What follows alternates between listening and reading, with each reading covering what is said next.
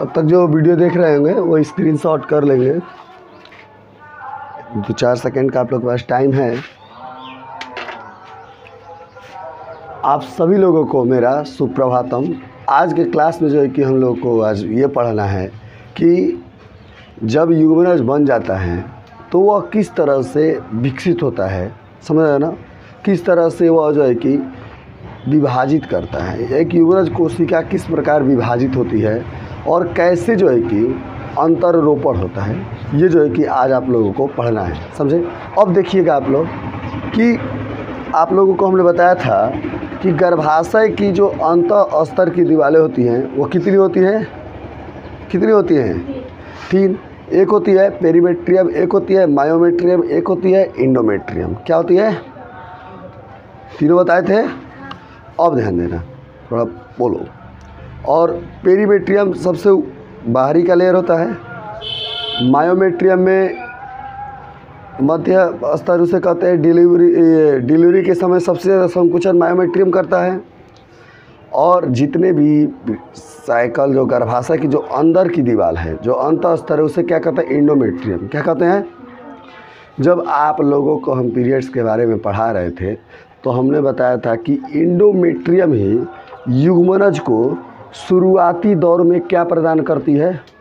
पोषण प्रदान करती है, ताकि युग्मनज जो है कि क्या हो सके? ग्रो कर सके, समझे। युग्मनज क्या हो सके? वृद्धि कर सके, समझे। अब ध्यान देना, आप लोगों को हम बताएंगे कि जो गर्भाशय की जो अंतः स्तर की दीवार है, गर्भाशय की जो अंतः स्तर की दीवार है यानी इंडोमेट्रियम लेयर है गर्भाशय की, ये आप लोग देख रहे हैं इंडोमेट्रियम लेयर है गर्भाशय की, समझे। तो ये जो गर्भाशय की इंडोमेट्रियम लेयर है, ये जो है कि गर्भाशयी दुग्ध का स्रावण करती है। कौन सी दुग्ध का स्रावण करती है? अब दूध का स्रावण नहीं करती है, सफ़ेद जो दूध आप लोग पीते हैं वैसा दूध का स्रावण नहीं करती है। ये गर्भाशयी दुग्ध का स्रावण करती है, जिसमें पोषक तरल पदार्थ भरे होते हैं, समझे। गर्भाशयी दुग्ध यानी कि जो गर्भाशय से जो गर्भाशय की वो तरल पदार्थ या वो न्यूट्रिशन पदार्थ जो युग्मनज को पोषण प्रदान कर सकती हैं या युग्मनज को पोषण प्रदान करती है, उसी का नाम रखा गया गर्भाशयी दुग्ध। क्या नाम रखा गया? गर्भाशयी दूध। क्या रखा गया? तो गर्भाशयी दूध का जो है कि स्रावण करती है, रिलीज करती है, यानी जो अंतः स्तर है। देखो, ये हर एक माँ को भी पढ़ना ज़रूरी होता है। देखो, अगर बात करें ये जो चैप्टर हम पढ़ा रहे हैं, चैप्टर 3 आप लोग का, और जो चैप्टर 4 आप लोग को हम पढ़ा रहे हैं, ये प्रत्येक लड़कियों के लिए तो विशेषकर ज़रूरी है, समझे। क्योंकि आज भी समाज में इसको इतना जो है कि वो बना दिया गया है टैबू की टाइप का, कि हमारे कई सारे बच्चों को जो है कि सेक्स एजुकेशन के बारे में पता नहीं है। आप लोग नहीं मानेंगे, लड़कियों का या लड़कों का हम एक से एक देखे हैं, शादी हो जाता है फिर भी उनको पीरियड्स के बारे में उतना नॉलेज और ज्ञान नहीं रहता है, समझे। और कई बार परिणाम में क्या होता है, नॉलेज न होने की वजह से कई बार एक्सीडेंटल बच्चे भी पैदा हो जाते हैं, समझ रहे ना। एक्सीडेंटल बच्चे भी कई बार पैदा होते हैं। माँ बाप न चाहते नहीं थे, मतलब कपल या ये जो स्पाउस नहीं चाहते हैं कि मतलब हमारा जो है कि अभी फैमिली प्लानिंग है, अभी नहीं चाहते हैं कि हमारा लड़का लड़की हो, अभी नहीं चाहते हैं। लेकिन जानकारी न होने की वजह से इन सब के बारे में एक्सीडेंटल भी मतलब बच्चा पैदा हो जाते हैं, समझ रहे ना। तो ये जो नॉलेज है, अगर बात करें आप लोगों को, तो सामान्य जानकारी के तौर पर केवल बायोलॉजी वालों के लिए ज़रूरी नहीं है। चाहे वो मैथ की स्टूडेंट हो, चाहे वो बायोलॉजी की स्टूडेंट हो, चाहे वो आर्ट्स का स्टूडेंट हो, चाहे एक अनपढ़ लड़की भी हो, उसको भी ये नॉलेज कहीं ना कहीं अपने शरीर और स्वास्थ्य के लिए ज़रूरी है। लड़की को भी, लड़का को भी, हर एक किसी को, ताकि आप लोग अगर जागरूक रहेंगे अपने शरीर के बारे में, जो चैप्टर जो आपसे शरीर से रिलेटेड है। खैर बॉटनी से तो हम लोग का उतना मतलब नहीं है, बायोलॉजी वालों का मतलब है, लेकिन हमारे सामान्य मनुष्य जनजीवन का उतना मतलब नहीं है। लेकिन ये जो चैप्टर है, इन सब का आप लोगों को सामान्य जनजीवन में इम्पोर्टेंट है। जैसे एक और क्लास 11 का 5 गो चैप्टर है जो पूरा इम्पोर्टेंट है आप लोग के लिए, जानकारी के लिए। वो है जो ह्यूमन फिजियोलॉजी है ना, ह्यूमन फिजियोलॉजी वो ज़रूरी है, और इस चैप्टर का ये चीज़ें ज़रूरी है। तो नहीं तो देखिए, आप लोगों ने, हमारा दोस्तों एक दिन फ़ोन किया था, पता है ना, उसको मतलब शादीशुदा हो गया फिर भी उसको जानकारी नहीं है, जानकारी नहीं है, तभी तो आज फ़ोन करके हमसे पूछ रहा है। बताओ, अगर वो बचपन से या किसी को पढ़ा होता है या कोई अगर पढ़ाया होता और वो पढ़ा होता तो क्या उसे आज पूछने की ज़रूरत होती इन सब के बारे में, समझ रहे ना। तो इसलिए जो है कि आप लोग जो है कि इस चीज़ों को गौर से सुनिएगा, समझे, और समझिएगा इस चैप्टर को, समझ रहे ना, क्योंकि आने वाले लाइफ में जो है कि ये काम करेगा। सिलेबस में अगर नहीं आए क्वेश्चन मार्क, अगर क्वेश्चन अगर बोर्ड में ना आए, एक बात कह रहे हैं, लेकिन इसका नॉलेज जीवन में काम आएगा, समझे। तो बाकायदे सीरियस आप लोग समझिए। तो जो गर्भाशय की जो अंतः स्तर की दीवार है, अंतः स्तर का मतलब होता है, इंडोमेट्रियम बताए हैं, वही जो है कि गर्भाशयी दुग्ध का स्रावण करती है। किसका स्रावण करती है? गर्भाशयी दुग्ध का स्रावण करती है। और वही गर्भाशयी दुग्ध जो है कि शुरुआती के दौर में युग्मनज को पोषण प्रदान करती है। क्या प्रदान करती है? पोषण प्रदान करती है। क्या प्रदान करती है? पोषण प्रदान करती है। तो किस तरह से युग्मनज को शुरुआती दौर में पोषण मिलता है, ये आप लोग समझ गए। देखो, एक एक चीज़ तोड़ तोड़ के हम लोगों को समझना है, घबराना नहीं है, आराम से चलना है, धीरे चलिए, सुरक्षित रहिए, समझे। अब ध्यान देना, जब ये युग्मनज, हमने बताया था आप लोगों को कि जो युग्मनज होता है वो कहाँ जो है कि मिलता है, अंडाणु, मतलब कहाँ बनता है? अंडवाहिनी में। वही मंडप है ना।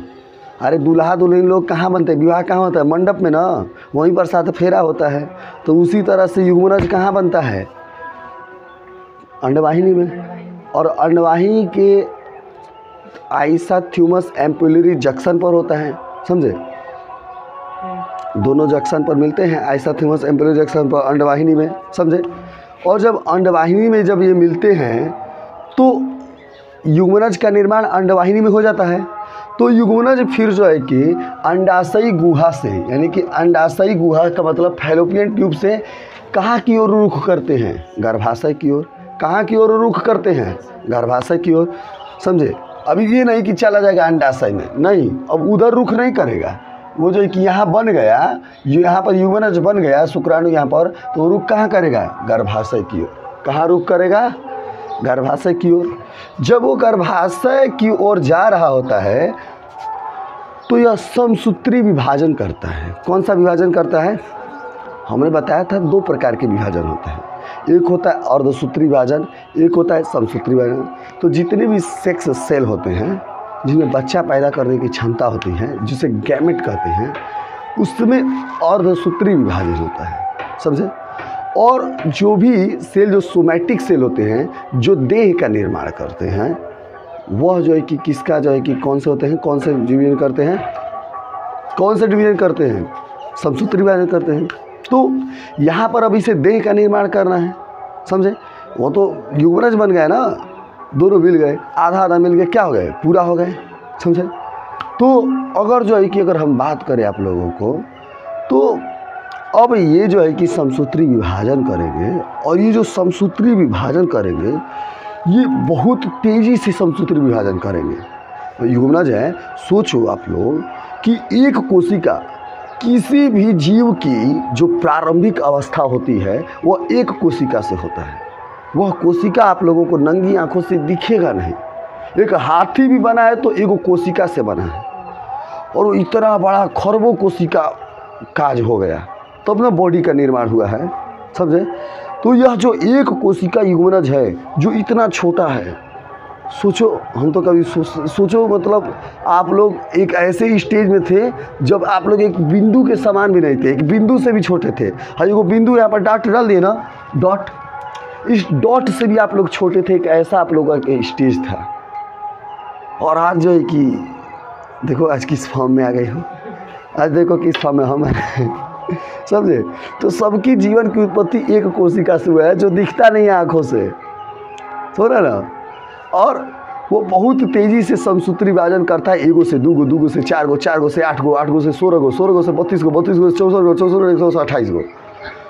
अब सर 128 के बाद बंद हो जाता है। अरे बंद नहीं होता है, बस आदमी जो है कि देखता है थोड़ा क्या ज़्यादा हो गया तो थोड़ा कहता है, दूसरा उपाय ढूंढता है, समझे, कि अब कैसे भोजन ले, समझे। अब ध्यान देना, अगर आप लोगों को हम बताएं तो युग्मनज जो है कि बहुत तेज़ी से समसूत्री विभाजन करते हैं, इसीलिए इस समसूत्री विभाजन को हम लोग कहते हैं क्लीवेज। क्या कहते हैं? इसको हिंदी में कहते हैं विदलन। क्या कहते हैं? तो आप लोगों से अगर कोई कह दे कि विदलन किसे कहते हैं, तो आप लोग ये बता सकते हैं कि युग्मनज में जो समसूत्री विभाजन बहुत तेज़ी से होता है, उसको ही हम लोग क्या कहते हैं? विदलन कहते हैं। क्या कहते हैं?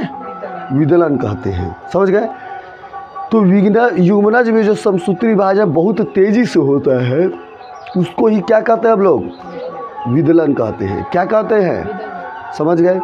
अब ध्यान देना यहाँ पर, ये युग्मनज जो है कि अगर मान जाओ 2 क्रम में टूट गया, समझे, अगर ये युग्मनज शुरुआती स्टेज में ही 2 हिस्सों में गलती से टूट गया, जैसे मान जाओ ये हमारा जो है कि युग्मनज बन रहा है ना, और शुरुआती में जो है कि ये 2 भागों में ये टूट गया, समझे, तो अब एक ही में 2 युग्मनज हो गया है। अब फिर वो डिवाइड करने लगेंगे, गुणसूत्रों भी वैसा ही डिवाइड करने लगेंगे, समझे, और फिर जो है कि 2 अलग अलग हो गए, समझे, एक ही युग्मनज बटा है, समझे। अब तो 2 अलग अलग युग्मनज बने, 2 अलग अलग निर्माण कर देंगे, 128 कोशिका का, 128 ब्लास्टोसिस्ट का निर्माण कर देंगे, और फिर जो है कि वो गर्भाशय दीवार से चिपक जाएंगे और 2 गो जुड़वा बच्चा पैदा होगा, समझे। अगर मान जाओ ये युग्मनज तो बने हैं, समझे, लेकिन युग्मनज का थोड़ा सा हिस्सा जो है कि मान जाओ यहाँ पर चिपक रहा है, 2 गो युग्मनज है, और दोनों जो है कि युग्मनज ऐसे आके चिपक गए और वो अलग नहीं हुए, थोड़ा सा चिपक गए, तो जब ये डेवलप्ड होंगे तो इनके ऐसे युग्मनज, मतलब ऐसे जुड़वा जो बच्चे पैदा होंगे, उनके शरीर का कोई भी हिस्सा, कोई ना कोई हिस्सा जरूर चिपका होगा। ऐसे जो है कि बच्चों जब पैदा होते हैं, इसको हम लोग कहते हैं साइमीज ट्विन, इसको हम लोग कहते हैं सियामीज ट्विंस। क्या कहते हैं? Siamese twins. ऐसे जुड़वा बच्चे का कोई ना कोई पार्ट्स अपने में चिपका रहेगा, समझे, या तो उनका हाथ चिपका रहेगा, या तो सर चिपका रहेगा। एक और ही बात, इस प्रकार का जो जुड़वा बच्चा पैदा होंगे वो एक ही लिंग के होंगे। अरे एक ही युग्मनज है ना, वही टूट गया है ना, है, तो अब दोनों लड़की पैदा होगी ना, हैं? हम बता रहे हैं, जो तुम कह रहे हो कि सर जी हमारे मोहल्ले में जाइए एगो लड़कियों हुई है, एगो लड़को हुआ है, हम बता रहे हैं उसका भी कंडीशन जुड़वा बच्चे का, अभी जो बता रहे वही। तो ऐसे कंडीशन में या तो दोनों लड़के होंगे, या तो दोनों लड़की होंगी जुड़वा बच्चे, या तो दोनों लड़की होंगी, या तो दोनों लड़के होंगे, समझे। लेकिन अगर मान जाओ बायोलॉजिकल प्रोसेस है, अगर ऐसा कुछ हो जाए, मान जाओ अंडाशय जो है कि हर महीना में एगो अंडाशय, एगो जो है कि अंडाणु रिलीज करता है, और कोनो महीना में जो है कि दोनों एक्टिवेट हो गए गलती से, और 2 गो अंडाणु रिलीज हो गए, हयो रिलीज कर दिया, हयो रिलीज कर दिया, अब मान जाओ 2 गो अंडाणु गलती से रिलीज हो गए, तो ये बताओ शुक्राणु की कमी है? शुक्राणु तो करोड़ों हैं, समझे, शुक्राणु क्या है? करोड़ों हैं। तो भैया वो तो उनको तो बल्ले बल्ले हो गया। तो वहाँ पर अगर मान जाओ एगो शुक्राणु X अगर जो है कि अंडाणु से मिले तो लड़की पैदा हो जाएगी, अगर Y दूसरका वाला अंडाणु को Y निषेचित कर दे शुक्राणु, तो लड़का पैदा हो जाएगा।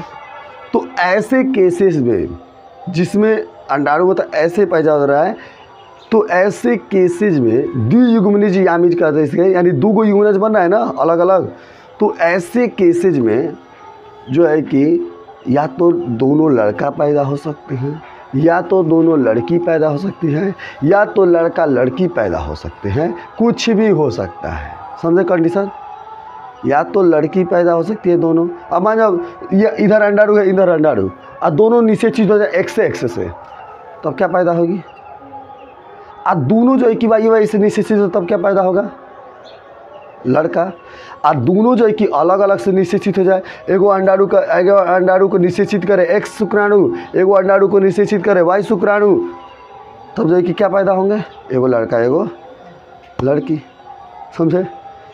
तो अगर आप लोगों को सुने होंगे मोहल्ले में कि किसी का जुड़वा एगो लड़को पैदा हुआ है एगो लड़की पैदा हुई है, तो इसका मतलब ये तो कन्फर्म हो गया है कि उस महिला का 2 अंडाणु रिलीज हुआ था। समझे, समझ रहे ना। तो किस तरह से जुड़वा बच्चे होते हैं आप लोग समझ गए हैं। अच्छा, ये जानकारी थी जुड़वा बच्चे मतलब कैसे होते हैं, मतलब युग्मनज जो है कि कैसे कैसे जो है कि अगर मान जो युग्मनज है अब पेटों में चिपका रह गया, 2 युग्मनज है अब पेटों में, मतलब गर्भाशय में ही, पेट तो हम गलत बोल दिए, बायोलॉजी के टीचर को पेट नहीं बोलना चाहिए, अनपढ़ आदमी पेट बोलता है, वो पेट का मतलब सब कुछ ले लेता है, गर्भाशय बोलना चाहिए। पेट में तो डाइजेशन सिस्टम है ना, और रिप्रोडक्टिव सिस्टम की हम बात कर रहे हैं, डाइजेशन सिस्टम का हम जो है कि नाम ले रहे हैं। तो ये सामान्य भाषा में जो है कि हम इस्तेमाल कर दिए, जैसे लोग सामान्य भाषा में कहते हैं पेट में लड़का पलेला, वो तरह जो है कि हम सामान्य भाषा में हम बोल दिए, लेकिन सामान्य भाषा में हमको नहीं बोलना चाहिए। चलो आ जाओ इधर।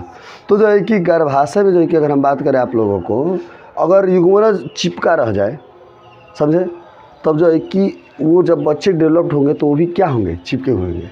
आप लोग गूगल पर जाइएगा और सर्च करिएगा सियामीज ट्विंस, देखिएगा Siamese twins, SIAMESE, Siamese twins. और ऐसे जुड़वा बच्चों को देखिएगा आप लोग। अगर बात करें, अगर जो गाना सेट होता है ना, रहेंगे तेरे साथ जन्म साथी मरते दम तक, समझे, जब तक जिएंगे तब तक साथ निभाएंगे वो साथी, या जितना भी ये सब गाना जो प्रेम मोहब्बत के अगर सटीक बैठते हैं तो हमको लगता है वो सियामीज ट्विंस पर बहुत ही ज़्यादा सटीक बैठते हैं, क्योंकि वो जब तक जिएंगे तब तक तो कि क्या रहेंगे, एक दूसरे के साथ होंगे। शरीर जो है कि 2 अलग अलग होगा लेकिन चिपका हुआ होगा, समझे। जाइएगा सियामीज ट्विंस आप लोग देखिएगा, फिगर आप लोगों को पता चल जाएगा कि कैसे जुड़वा बच्चे होते हैं। खैर ये सियामीज ट्विंस वाली जो है कि बहुत कम जो है कि चांसेस होती हैं, और भगवान न करे कि ऐसा हो, लेकिन बहुत दिक्कत हो जाता है। पता चले हमसे चिपका जो है कि कोई और हमारा भाई वो अगर हुआ ऐसे पता बहुत दिक्कत हो जाता ना, चलने में भी उठने में भी। हाँ, एगो का बन जाओ वॉशरूम जाना है, अब दूसरे को भी जाना पड़ेगा। तो हमने तो सोच रहे उनके लिए स्पेशल टॉयलेट बनवाना पड़ेगा, 2 है और दोनों बैठे रहना पड़ेगा। तो दिक्कत है। खैर किसी के दिन दशा हंसना नहीं चाहिए, हम हंस नहीं रहे, एक बता रहे हैं आप लोगों को कि मतलब कि भगवान न करके ऐसा हो, लेकिन कभी कभी कुछ हो जाता है, लेकिन ये कैसे बहुत कम सुनने में है। अब भगवान करे कि बहुत कम का नहीं सुनने में है, समझे। लेकिन आप लोग अगर नेट पर सर्च करेंगे तो दुनिया बहुत बड़ी है, कभी कभी कुछ एक घटनाएं जो है कि नमूने आप लोग को मिल जाते हैं कभी कभी, तो वो नमूने जो है कि आप लोग गूगल में सर्च कर सकते हैं सियामीज ट्विंस, समझे। अब ध्यान देना, तो जुड़वा बच्चे कैसे होते हैं पता चल गया, विदलन किसे कहते हैं समझ गए।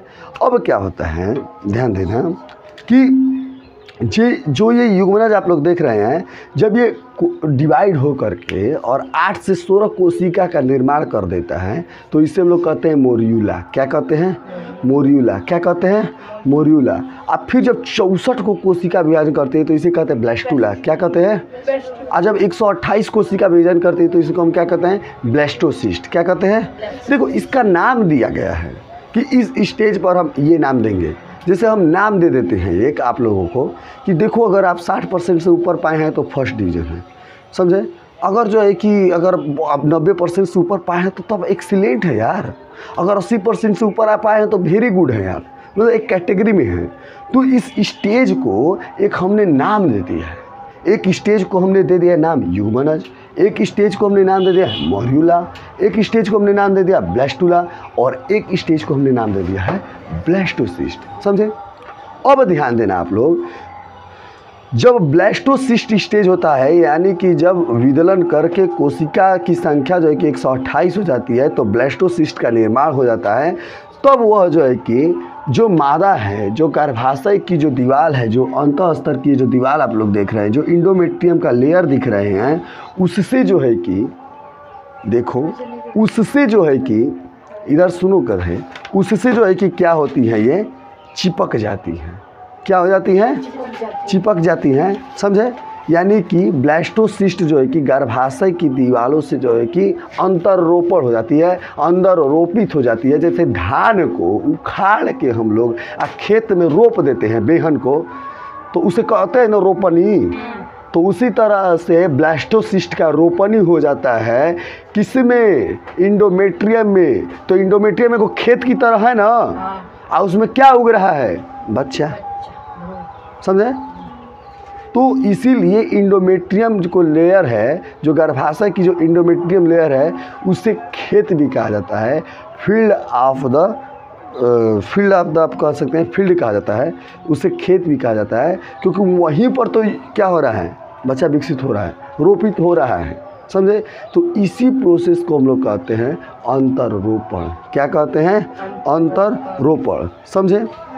अब ध्यान देना, अब जो है कि अगर हम बात करें आप लोगों को, तो किस तरह से जो है कि अंतररोपण हो रहा है, विदलन के बाद किस तरह से अंतररोपण हो रहा है, आप लोगों को ये टॉपिक समझ में आ गया?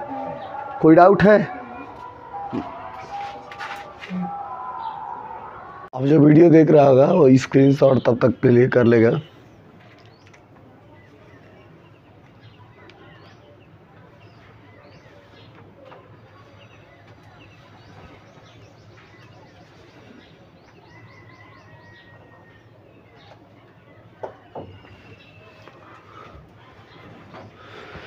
चलिए, आप सभी लोगों को मेरा सुप्रभातम। आज जो है कि आप लोग का डे कौन सा है? डे 8 ही है ना, क्लास का डे 8 है, बायोलॉजी का चैप्टर का, समझे। आप लोगों को हम पढ़ा रहे थे, ध्यान देना, कि जो जाइगोट होता है वह जो है कि डिवाइड हो करके मोरुला में बदल जाता है, मोरुला ब्लास्टुला में बदल जाता है, और ब्लास्टुला ब्लास्टोसिस्ट, और ब्लास्टोसिस्ट फाइनली जो है कि क्या होता है? अंतररोपित हो जाता है। क्या हो जाता है? अंतररोपित हो जाता है, समझे। अब जो है कि अगर हम बात करें आप लोगों को, तो इसमें हम बताया था एक प्रोसेस विदलन क्या होता है।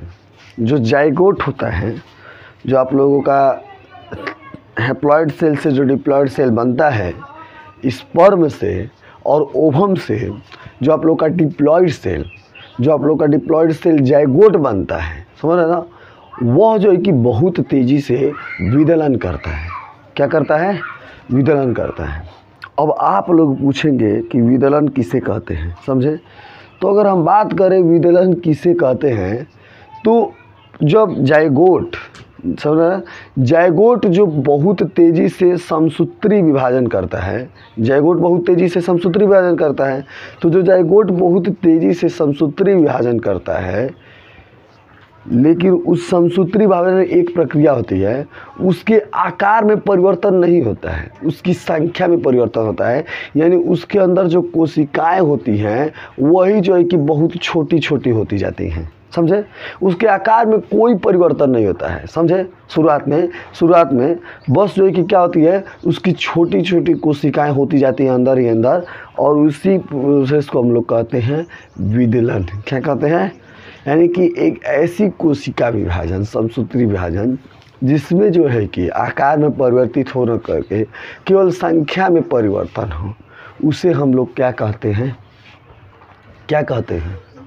विदलन। अब जैसे हम एगो मुर्गा ले लें, समझे, और उसे हम काट रहे हैं, तो अब पहले 10 भाग में काटे, फिर उसे काट करके 25 भाग में काट दिए, तो इसमें जो है कि उसके आकार में परिवर्तन हुआ या टुकड़े की संख्या में परिवर्तन हुआ? संख्या में परिवर्तन हुआ, समझे। तो अब जो है कि अगर हम बात करें, तो ऐसे जो है कि समसूत्री विभाजन को, जिसमें आकार में परिवर्तन न हो करके केवल संख्या में परिवर्तन जाए, कोशिका छोटी छोटी होती जाए, ऐसे को हम लोग कहते हैं विदलन, समझे। अब जो है कि अगर हम बात करें आप लोगों को, तो मनुष्य में होलोब्लास्टिक का जो है कि विदलन होता है। आप लोग आगे पढ़ेंगे, कई प्रकार के विदलन होते हैं, जिसमें जो मनुष्य का विदलन प्रोसेस होता है वो होलोब्लास्टिक विदलन होता है, समझे। और पहला जो विदलन होता है, यानी कि कोशिका टूटती है, वो जो है कि निषेचन के 30 घंटे बाद, यानी कि प्रथम विदलन कब होता है? निषेचन के कितने घंटे बाद? 30 घंटे बाद। दूसरा विदलन कब होता है? निषेचन के 44 घंटे बाद। और तीसरा विदलन कब होता है? बिल्कुल तीसरे दिन होता है। समझे? तो इस तरह से विदलन क्या होता है, और विदलन समसूत्री विभाजन के द्वारा ही जो है कि जाइगोट या जो युग्मनज है वो क्या होता है? आगे बढ़ता है। तो अब जो है कि हम आप लोग को बताएंगे, जो मोर्यूला होते हैं उसमें 2 प्रकार की कोशिका होती है। हमने बताया विदलन के पश्चात जो है कि युग्मनज किस में परिवर्तित होता है? मोर्यूला में। किस में परिवर्तित होता है? मोर्यूला में। तो मोर्यूला में जो है कि 2 प्रकार की कोशिका होती है, एक होती है माइक्रोमियर्स, एक होती है मैक्रोमियर्स। समझे? जो माइक्रोमियर्स होती है इससे ट्रोफोब्लास्ट का निर्माण होता है, और यह शरीर के बाह्य स्तर का, यानी जो भ्रूण परिवर्तित होगा, जो भ्रूण बन रहा है वो उसके जो है कि किसका निर्माण करेगा? बाह्य स्तर का निर्माण करेगा। किसका निर्माण करेगा? बाह्य स्तर का निर्माण करेगा। और जो तुम्हारा माइक्रोमियर्स है ये इनर सेल मास है। अरे मैक्रोमियर्स, MACRO, मैक्रोमियर्स इनर सेल मास यानी अंतः स्तर का निर्माण करता है। किसका निर्माण करता है? अंतः स्तर का निर्माण करता है। समझे? तो बाह्य स्तर का निर्माण ट्रोफोब्लास्ट माइक्रोमियर्स के द्वारा होता है, और मैक्रोमियर्स के द्वारा तुम्हारे अंतः कोशिका समूह का निर्माण होता है। समझ गए? अब ध्यान देना आप लोग कि यह जब ब्लास्टोसिस्ट बन जाता है, समझे, तो हमने आप लोगों को पहले ही बताया था, इसको बस आप अभी लिख रहे हैं, लेकिन आप लोगों को हमने पहले ही बताया था कि जब ब्लास्टोसिस्ट बन जाता है तो ब्लास्टोसिस्ट का जो है कि क्या होता है? इंडोमेट्रियम में स्थानांतरित होना है। इंडोमेट्रियम क्या है? गर्भाशय की एक अंतः स्तर लेयर है। क्या है? गर्भाशय की क्या है? एक अंतः स्तर लेयर है। तो इंडोमेट्रियम में ही ब्लास्टोसिस्ट का स्थानांतरण होना ही क्या कहलाता है? अंतररोपण कहलाता है। क्या कहलाता है? अंतररोपण कहलाता है। तो कोई आपसे पूछ देगा कि अंतररोपण किसे कहते हैं, तो इंडोमेट्रियम का ब्लास्टोसिस्ट में रोपित होना ही क्या कहलाता है? अंतररोपण कहलाता है। समझ गए? अब अंतरोपण फिर से आप लोगों को अगर डिफिनीशन के रूप में लिखने का आ जाएगा तो आप लोग क्या लिखेंगे शुद्ध लैंग्वेज में? गर्भाशय के अंतः स्तर में, यानी कि गर्भाशय के अंतः स्तर यानी इंडोमेट्रियम लेयर में ब्लास्टोलिस्ट का स्थापित होना ही क्या कहलाता है? अंतरोपण कहलाता है। क्या कहलाता है? अंतरोपण कहलाता है। समझ गए? अब जो है कि अगर हम बात करें आप लोगों को, तो हमारा जब अंतरोपण होता है तो इसका मतलब प्रेगनेंसी क्या हो जाती है? सुनिश्चित हो जाती है। समझे? तो निषेचन क्या होता है पता है आप लोग को? तो निषेचन के 1 हफ्ते बाद प्रेगनेंसी सुनिश्चित हो जाती है। यानी कि निषेचन से 1 हफ्ते बाद जो है कि क्या होता है? आप लोगों का जो जाइगोट बना है वह जो है कि 1 हफ्ते बाद किसमें स्थापित हो जाता है? इंडोमेट्रियम में। किसमें स्थापित हो जाता है? यानी अंतरोपण कब होता है? निषेचन के कितने दिन बाद होता है? 7 दिन बाद होता है। कितने दिन बाद होता है? 7 दिन बाद होता है। समझे? यानी 1 हफ्ते में ये सुनिश्चित हो जाती है कि जो है कि क्या हो गया है? प्रेगनेंसी 1 हफ्ते में क्या हो जाती है? सुनिश्चित हो जाती है। समझे? अब जो है कि अगर हम बात करें आप लोगों को, तो यहाँ पर आप लोगों को ध्यान देना है कि मोर्यूला और ब्लास्टुला में अंतर क्या है। तो मोर्यूला जो है कि क्या है? एक प्रारंभिक अवस्था है, छोटी गेंद जैसी संरचना है, और इसमें 2 प्रकार के सेल पाए जाते हैं। एक पाया जाता है माइक्रोमियर्स और एक पाया जाता है मैक्रोमियर्स। समझे? अब जो है कि अगर हम आप लोगों को बताएं तो जो यहाँ पर आप लोग देख रहे हैं, जो माइक्रोमियर्स और मैक्रोमियर्स, यही जो है कि बाद में ट्रोफोब्लास्ट और इनर मास सेल में परिवर्तित हो जाता है। और जो ब्लास्टुला होता है यह एक खोखली पोषक तरल युक्त संरचना, गुहा वाली संरचना होती है, जिसमें ट्रोफोब्लास्ट और इनर मास सेल होता है। और ट्रोफोब्लास्ट का निर्माण जो है कि माइक्रोमियर से होता है, परिवर्तित हो जाता है। समझे? और इनर मास सेल जो है कि किसके द्वारा परिवर्तित हुआ होता है? मैक्रोमियर के द्वारा परिवर्तित होता है। और हमने आप लोगों को बताया था कि ये ट्रोफोब्लास्ट बाह्य शरीर का निर्माण करती है, और ये जो इनर मास सेल है यह जो है कि किसका निर्माण करती है? गर्भाशय भ्रूण के अंतः स्तर का निर्माण करती है। किसका निर्माण करती है? भ्रूण के अंतः स्तर का निर्माण करती है। अब जो है कि आप लोगों को हम ये बताएंगे कि सगर्भता के बाद यानी प्रेगनेंसी के बाद, प्रेगनेंसी तो हो गई अब प्रेगनेंसी के बाद जो है कि भ्रूणीय परिवर्तन यानी भ्रूण में कैसे परिवर्तन होते हैं, कौन कौन से अंग पहले उगते हैं और कैसे जो है कि भ्रूण विकसित होता है गर्भ में, ये जो है कि अब आप लोगों को पढ़ना है, समझे। तो लिख लीजिएगा आप लोग सभी लोग, स्क्रीनशॉट कर लेंगे जो भी वीडियो देख रहे होंगे कुछ मिनट के लिए, क्योंकि वो दूसरा अब लिखे हैं आप लोग को, अब ये चीज़ें आप लोगों को समझाएंगे। तो ध्यान देना, आप लोगों को हमने क्या बताया था कि विदलन बताया था, विदलन बता दिया था। विदलन के बाद हमने बताया था कि अंतरोपण होता है। अंतरोपण कैसे होता है ये भी हमने आपको बता दिया कि 7 दिन के बाद फाइनली जो है कि अंतरोपण हो जाता है, समझे। 1 हफ्ते बाद जो है कि अंतरोपण हो जाता है निषेचन बनने के पश्चात। ये आप लोग को समझा चुके थे। अब जो है कि आप लोगों को क्या समझना है, ये जो है कि आप लोग बढ़िया से सुनिएगा। जब निषेचन के बाद जब अंतरोपण हो जाता है तो वह भ्रूण के रूप में विकसित होता है। वह जो जाइगोट है, जो युग्मनज है, वह किसके रूप में विकसित होता है? भ्रूण के रूप में विकसित होता है। किसके रूप में विकसित होता है? भ्रूण के रूप में विकसित होता है, समझे। तो जो भ्रूण के अंतरोपण के पश्चात उस भ्रूण पर, पोषक कोरक पर एक अंगुली जैसी संरचना निकलती है। ये देख रहे हैं अंगुलीकार जैसी संरचना है ना, ये सब अंगुलीकार, ये भ्रूण के चारों तरफ है ना। तो ये जो अंगुली जैसी जो आप संरचनाएं उभरती हुई आप लोग देख रहे हैं, इसे हम लोग कहते हैं जरायु अंकुरक। क्या कहते हैं इसे? हम क्या कहते हैं? जरायु अंकुरक। क्या कहते हैं, समझे। अब ये जो चारों तरफ ये जो आप देख रहे हैं, ये जो देख रहे हैं, ये जो आप देख रहे हैं, इसे हम लोग क्या कहते हैं? जरायु अंकुरक। क्या कहते हैं? अब देखो, अब जो है कि अगर हम बात करें आप लोगों को, तो ये जरायु अंकुरक जो आप देख रहे हैं, ये जो जरायु अंकुरक आप लोग जो देख रहे हैं, यह जो है कि गर्भाशयी ऊतक, यानी कि ये जो गर्भाशय की ऊतक है, ये गर्भाशयी ऊतक है ना, है गर्भाशय की टिश्यू है ना, गर्भाशयी ऊतक।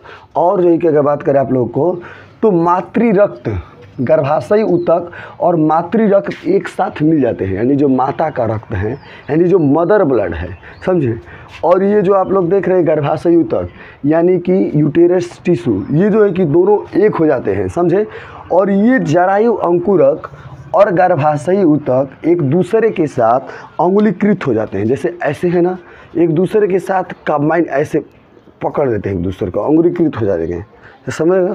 ये गर्भाशयी दीवार है, समझे, और ये गर्भाशयी अंकुरक है, समझे। ये दोनों एक दूसरे के साथ जो है कि क्या कर लेते हैं? कैचअप कर लेते हैं। क्या कर लेते हैं? कैचअप कर लेते हैं, समझे। 9 महीने बाद फाइनली ब्रेकअप हो जाना है, डिलीवरी हो जाएगा, इसे टूट जाएगा तो, समझे। लेकिन अभी के लिए फ़िलहाल क्या कर लेंगे? कैचअप कर लेंगे, समझे। तो ये जरायु अंकुरक और जो गर्भाशयी की दीवार है और ये जरायु अंकुरक है, ये जो है कि क्या कर लेते हैं? कैचअप कर लेते हैं। क्या कर लेते हैं? कैचअप कर लेते हैं, एक दूसरे के साथ अंतरांगुलीयुक्त हो जाते हैं, यानी अंदर ही अंदर एक दूसरे के साथ जो है कि क्या होते हैं? जुड़ जाते हैं। और दोनों मिल करके जो है कि भ्रूण और मातृ शरीर के साथ, यानी ये जो भ्रूण है और ये माता का शरीर है, तो ये भ्रूण और माता शरीर के साथ जो है कि क्या करता है? ये एक तालमेल बिठा देता है, जंक्शन बना देता है, पुल जैसा। जैसे एगो पुल होता है ना, जैसे नदी को पार करना है तो पुल क्या करता है? जोड़ देता है, ए पार से ओ पार, समझे। तो भ्रूण से और मातृ कोशिका को जोड़ने का काम कौन करता है? ये तुम्हारा जो यहाँ पर दिख रहा है, ये है तुम्हारा अपारा। क्या है? इसे इंग्लिश में हम लोग कहते हैं प्लेसेंटा। क्या कहते हैं? प्लेसेंटा।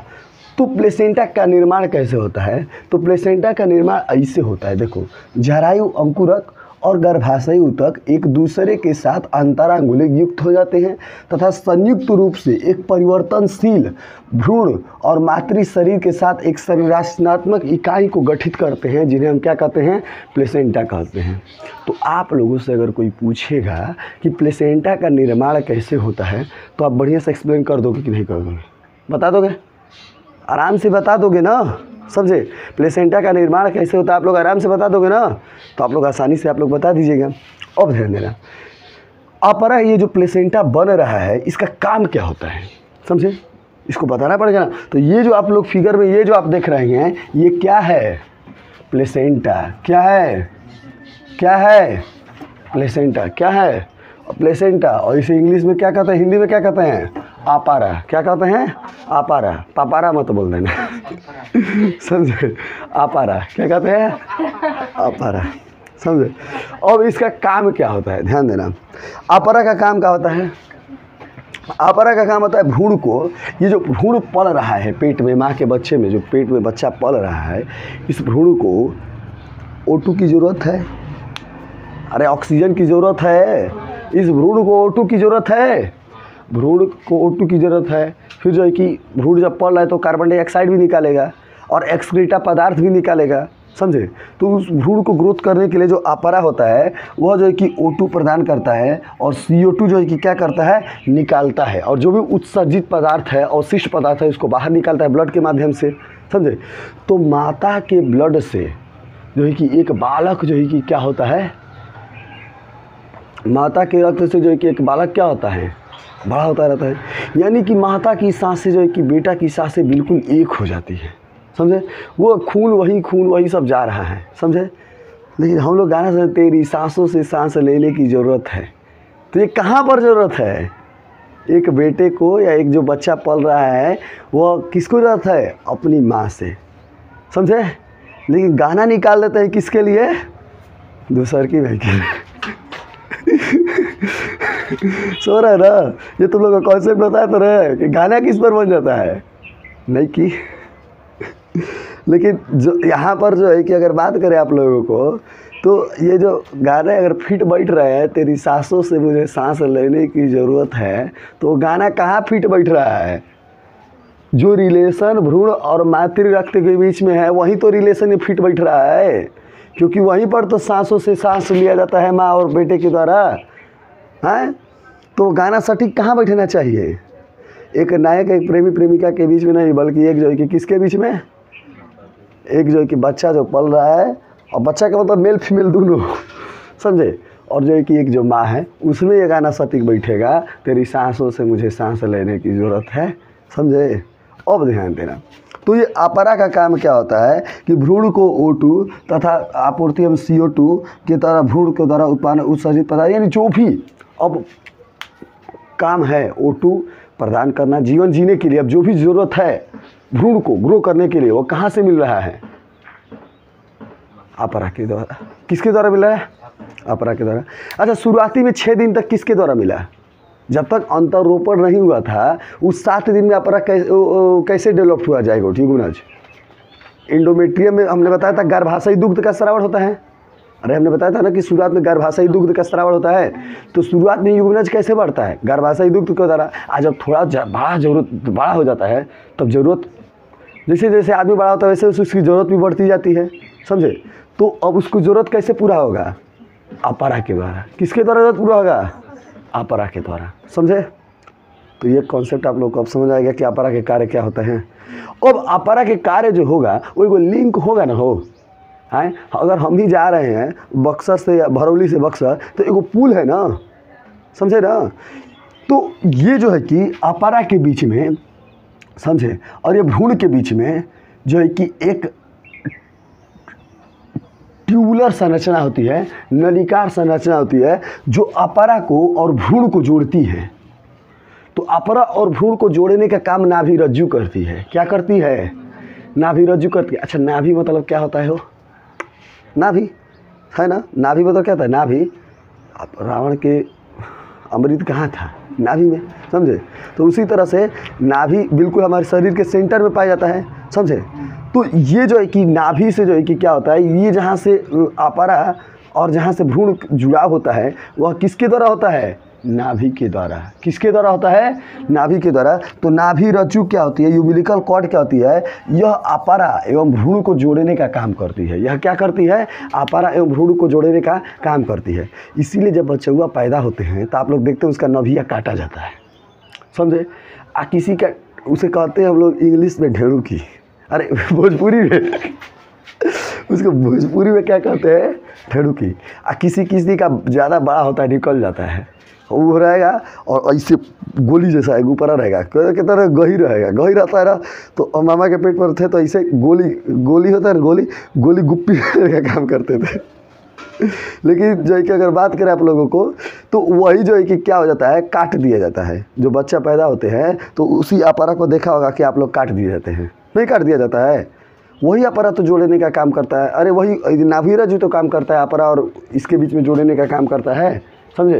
प्लेसेंटा को और भ्रूण को जोड़ने का काम कौन करता है, नाभिरज्जु। और वही नाभिरज्जु जब जन्म हो जाता है तो वही जन्म नाल काटा जाता है, काटते हैं ना पत्ती से, जब बचपन काटते हैं ना।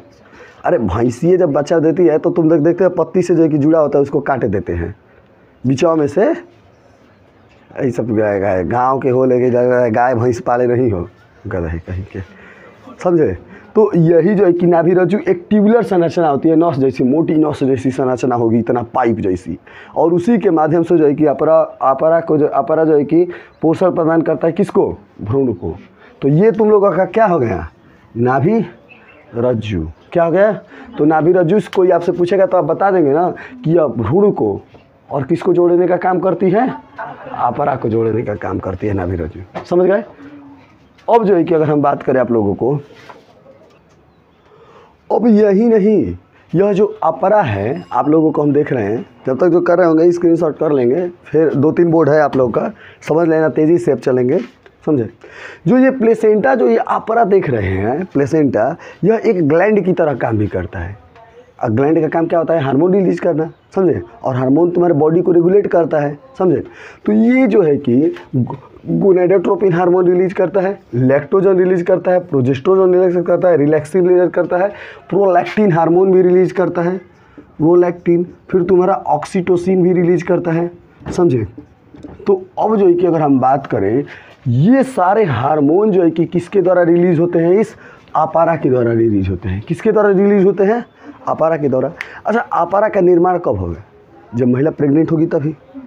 बिना प्रेगनेंसी के क्या अपरा का निर्माण होगा, पॉसिबल ही नहीं है, समझे।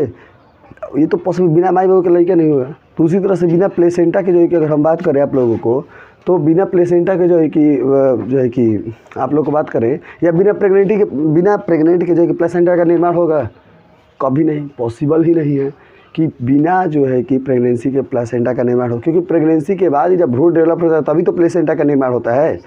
तो प्लेसेंटा जो है कि बाद में एक ग्लैंड की तरह भी कार्य करता है, समझे।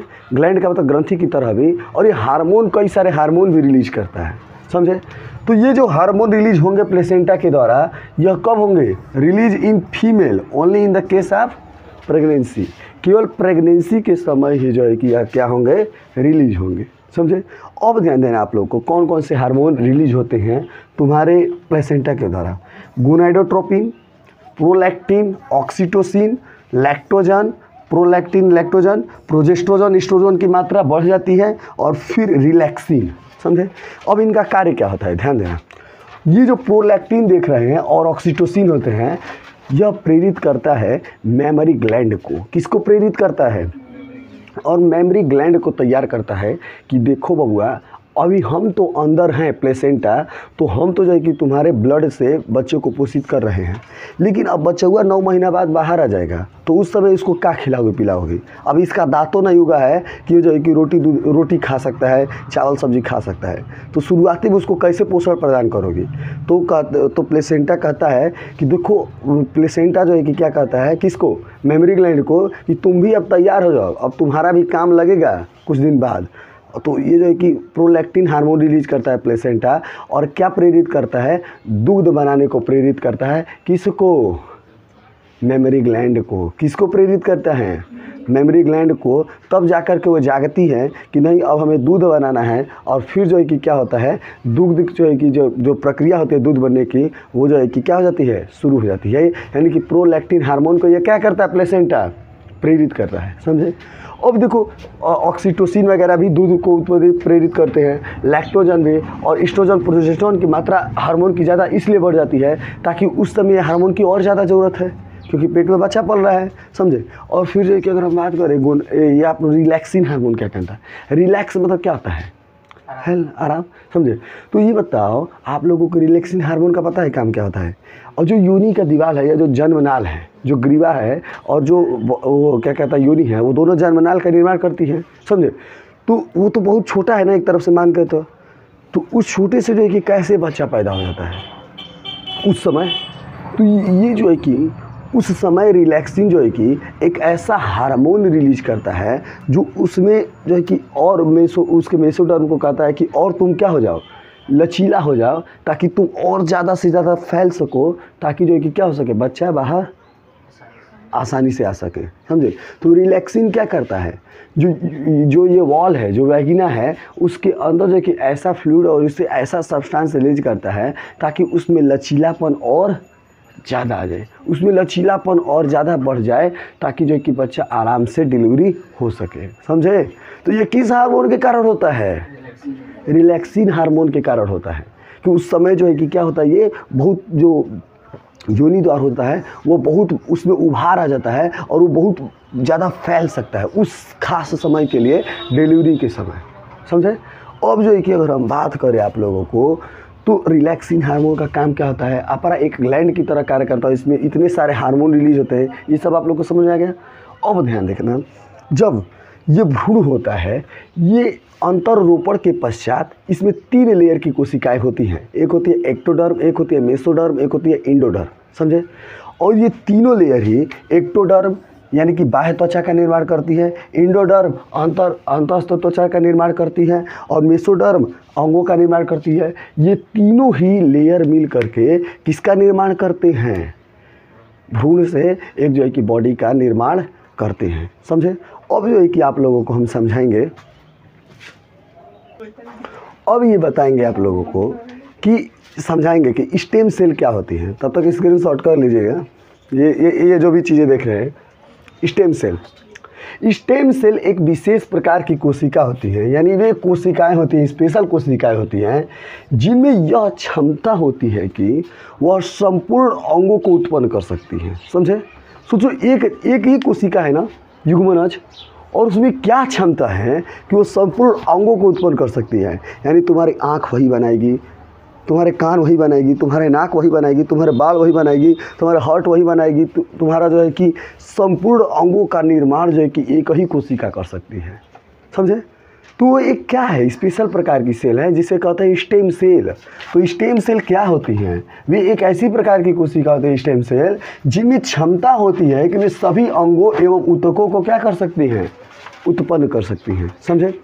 अब देखो, तो जो युग्मनज है वो एक प्रकार का क्या स्टेम सेल है, तभी तो उसमें क्षमता है कि सारा का सारा अंगों को उत्पन्न कर सकती है। और ये वही कोशिका जो तुम्हारे जब तैयार हुई होगी वो, तो तुम्हारे ये बिंदु से भी छोटी होगी, समझे। एक डॉट से इतनी छोटी होगी, उससे भी छोटी, और वो जो है कि तुम्हारा एक वेग को पैदा कर, एक वेग बन गया, समझे। मतलब एक इंसान पूरा का पूरा निर्माण हो जाता है। ये क्या है, स्टेम सेल है, समझे। अब जो है कि अगर हम बात करें आप लोगों को, तो प्रेगनेंसी के 1 महीना बाद जो सबसे पहला अंग का निर्माण होता है, तो वो है तुम्हारा हार्ट। यानी पहले मंथ में तुम्हारा क्या बन जाता है, हार्ट। क्या बन जाता है, हार्ट। अगर जो है कि अगर बात करें आप लोगों को, तो किसी को सबसे पहले कैसे पता चलेगा भाई पेट लड़का है, तो आला लेकर के चेक करेगा पेटा पर, तो वहाँ पर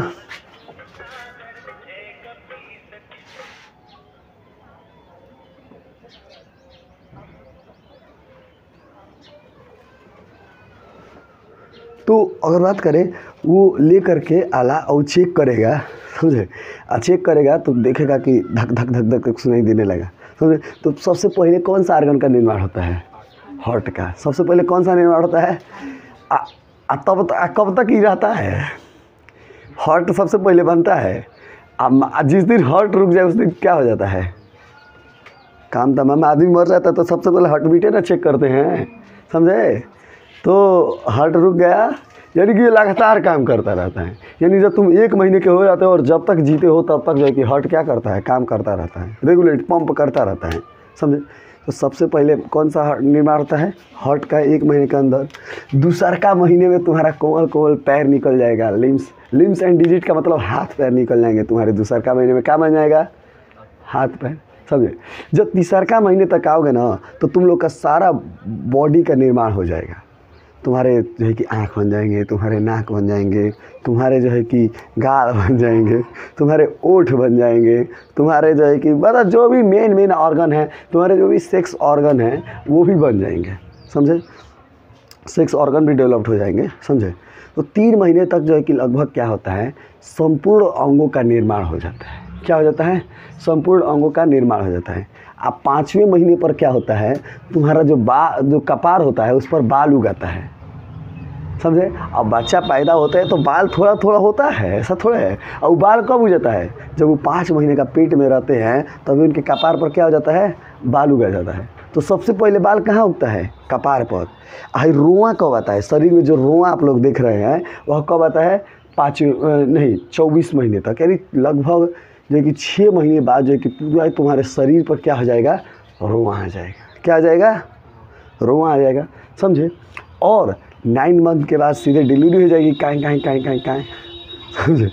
अब जो है कि एक बात करें, जब बच्चा पैदा होता है तो मात्र वही एक ऐसा दिन होता है कि जब बच्चा रोता है और माँ मुस्कुराती है।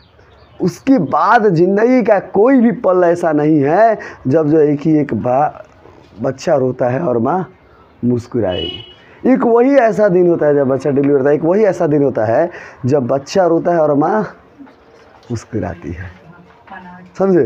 लेकिन दुनिया में उसके बाद एक माँ की ज़िंदगी में कभी ऐसा, फिर कभी ऐसा लाइफ का मोमेंट नहीं आता है कि जब बच्चा रोएगा और माँ का दिल हंसेगा। ऐसा मोमेंट फिर कभी नहीं आता है, समझ रहे ना।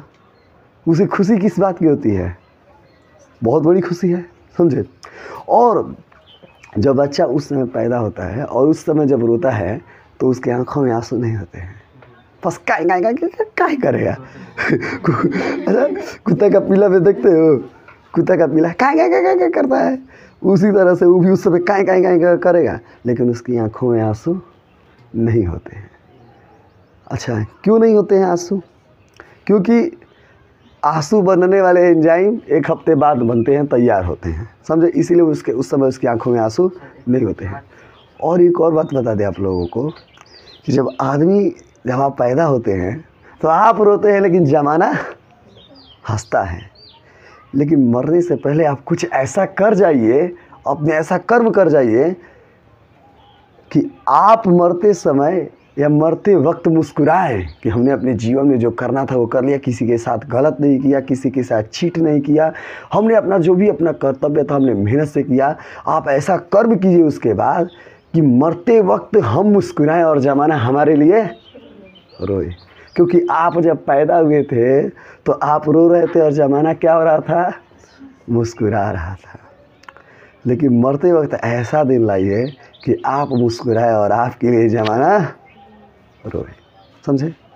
तो एक प्रेगनेंसी के बाद जो है कि कैसे जो है कि पहला मंथ में हार्ट, दूसरा का मंथ में लिम्ब एंड डिजीज, हाथ पैर, तीसरा का महीना में सारे ऑर्गन डेवलप होते हैं, 5वां महीना में हेयर ऑन हेड, 24वां महीने 6 महीना में soft hair on whole body और 9 महीने में फाइनली डिलीवरी होती है। ये सब आप लोग को समझ में आ गया।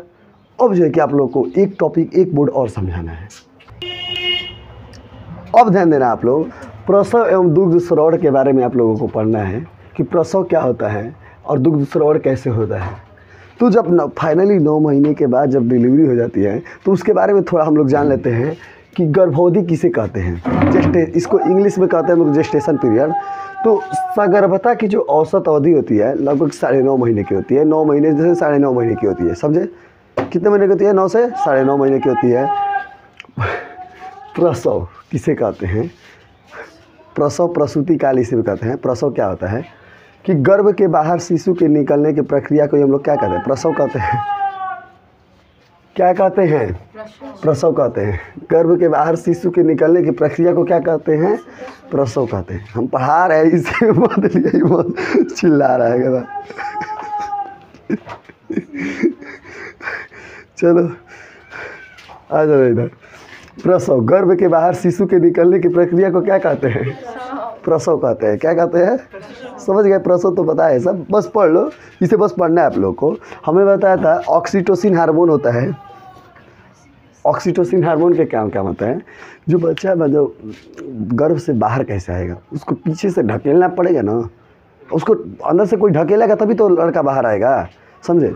तो गर्भाशय की जो पेशी है, ये ऑक्सीटोसिन जो हार्मोन रिलीज होता है, यह गर्भाशय की मांसपेशियों पर काम करता है और इसके कारण ही गर्भाशय जो है कि जोर जोर से संकुचन करता है, फैलता है, सिकुड़ता है, फैलता है, सिकुड़ता है।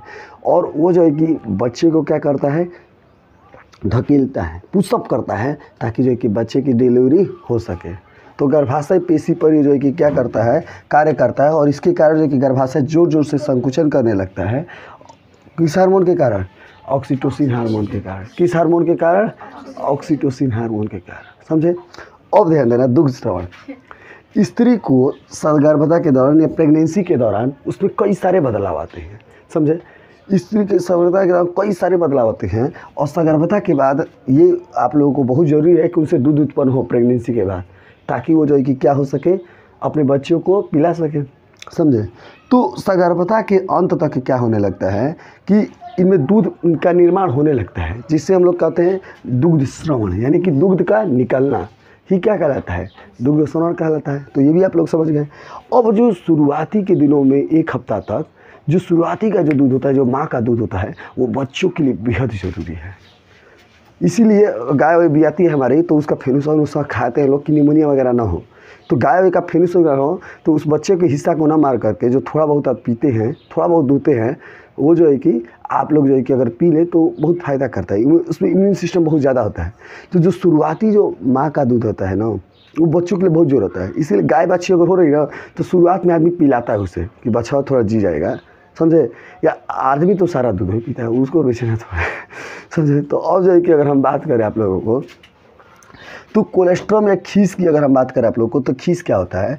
तो दुग्ध स्रवण के जो आरंभिक कुछ दिनों तक, जैसे 1 हफ्ते तक जो दूध निकलता है, उसे खीस कहते हैं। क्या कहते हैं? खीस कहते हैं, कोलेस्ट्रॉल कहते हैं। खीस का मतलब ये नहीं था खिसियाना।